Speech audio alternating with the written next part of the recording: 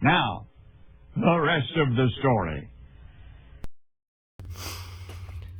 I wanted to give you guys a quick state of the corn address, and this is no-tilled on the soybean stubble, planted at 34,000 plants per acre, and I think final stand is like 31,000.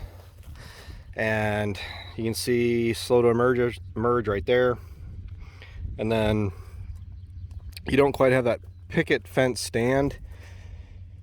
It's a finger pickup. But even though we're updating this planter, I gotta be honest, the finger pickup, the 1760 setup the way it is right now, I'm not super duper unimpressed with it. As far as the spacing and the singulation, could always be better.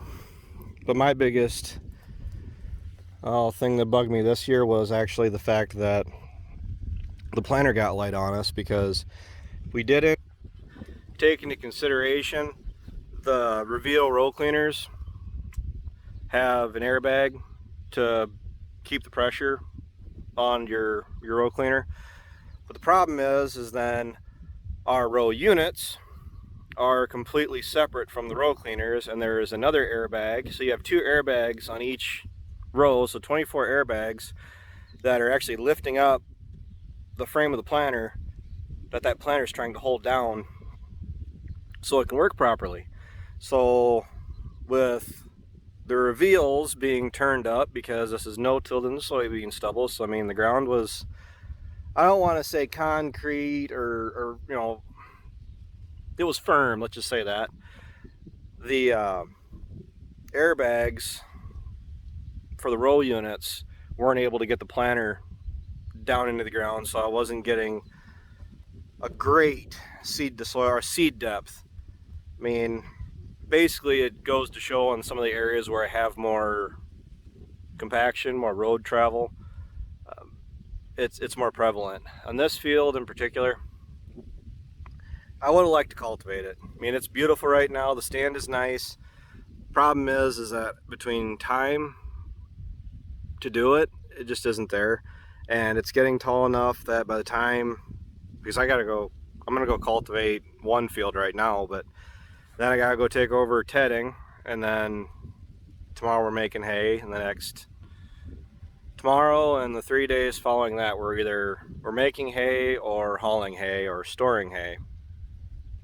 And by the time I get done doing that, I have 100 acres that is being spread with urea that I'm planning on cultivating just to help incorporate that urea, because for how I planted it, we're a little concerned about trying to get it wide dropped. They could do probably 2/3 of the farm pretty decent, because it's, you know, it's following an identical curve around it for the most part. Problem is I lost my steering controller, and then I started driving manual, so my rows being perfectly spaced aren't such a thing on the last 27 acres. And their wide drop unit is set for 60 feet for 24 rows. So when I'm planting, I need to make sure that that 12 row is planting, you know, perfect, exactly where it should be. Otherwise you got to worry about the units not wanting to run down the rows. So with this, the wide drop is going to be able to come through and drop the liquid right next to the plant, and it's right on top of the roots, and we'll be fine. My cultivator is set up the same way. The big thing with the cultivator is that it's going through and it's breaking up that surface, it's churning the soil, it's getting air, allowing air down into the roots, and by some miracle, if I think I could go through and even do half the field and do a trial, the heck with it, maybe I should do that. Fill up the cultivator and come over and just run out 60 feet. Gosh, I'm around Andrew, my agronomist, too much, because now I'm sitting here thinking I could do a trial. And I'm kind of thinking I want to.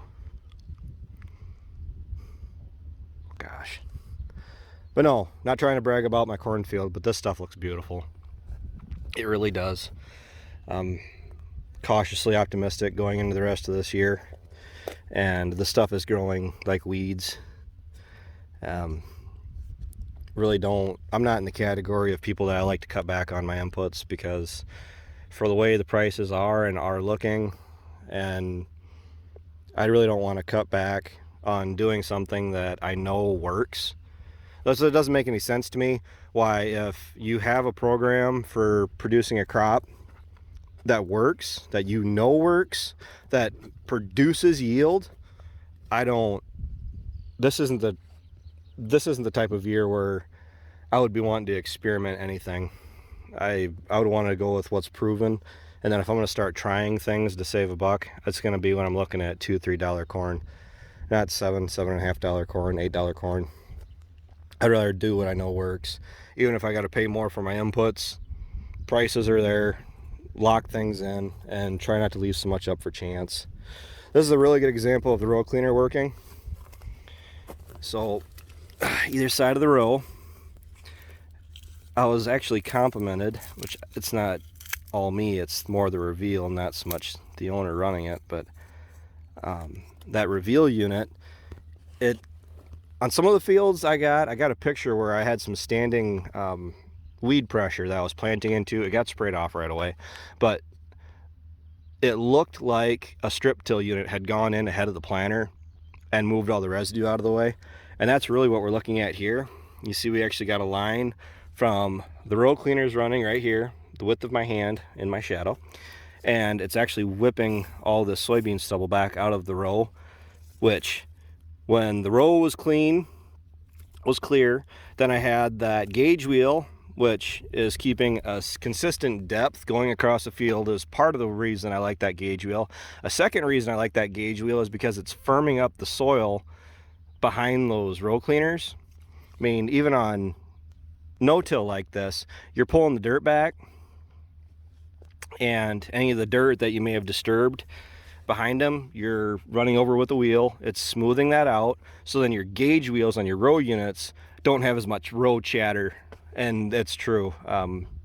I definitely saw a huge difference this year running those row cleaners, the reveals, versus the units we had. The row units, the seed boxes, weren't bouncing hardly at all this year. Really impressed, and I can say that because I bought them, so I mean, I can trash talk them all I want if I wanted to. I really liked them. When the row unit isn't bouncing like that, it's allowing your finger units to run that much better, and I really feel like that's what we are getting. Now, your seed spacing is there, but then you have a double right here. That is from your just your finger units. By switching to vacuum next year, that's going to help us get rid of any potential doubles and any skips. And I've been told that when you run these units, it gets to the point, as long as you have them dialed in right, if you have any gaps in your corn after running one of these, even the deer planters, whatever else, if you go to where there's supposed to be a plant, you dig it up, there's a seed there that just didn't germinate. So it turns into a germination issue versus a planting issue, because it's able to get all the plants, all the seeds where they need to be. So seeing stuff like this is what makes me happy to be a row crop farmer. I mean, I raise hay, I raise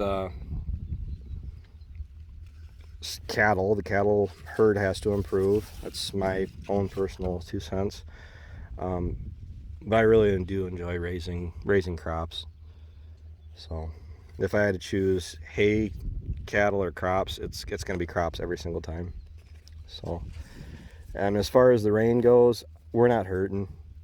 We could go through this 90 degree heat, and the plants can root down, find moisture. Moisture is there, and we're actually sitting better than last year. And then last year's yields, without the weather issues that we end up having, last year's yields were quite impressive. So I'll tell you what, I'm gonna just take care of that right there. You can see all the moisture that's in that plant. So these two plants are side by side, like looks like lettuce. They're competing for moisture. I just took away some of the competition because I'd rather have one nice healthy ear versus two small ears. So now just talking to you guys, which inevitably means I'm just talking to myself. I think I am going to do that because I'm sitting here having a moral dilemma as if I shouldn't just be running 24, 36, 48-hour days and trying to make hay during the day and cultivate at night.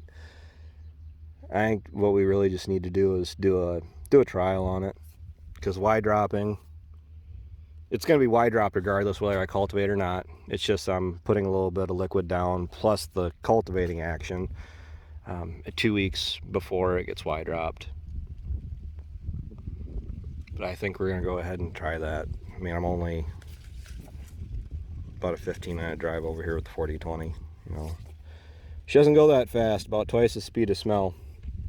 But that's enough for this. I actually got to go and try to cultivate now for the second time. So thanks for watching. Thanks for tuning in. I know crop update videos really don't do that good, but the channel is here for the people that enjoy the rest of the story. And it's just, that's what it is. So I'll talk to you guys later.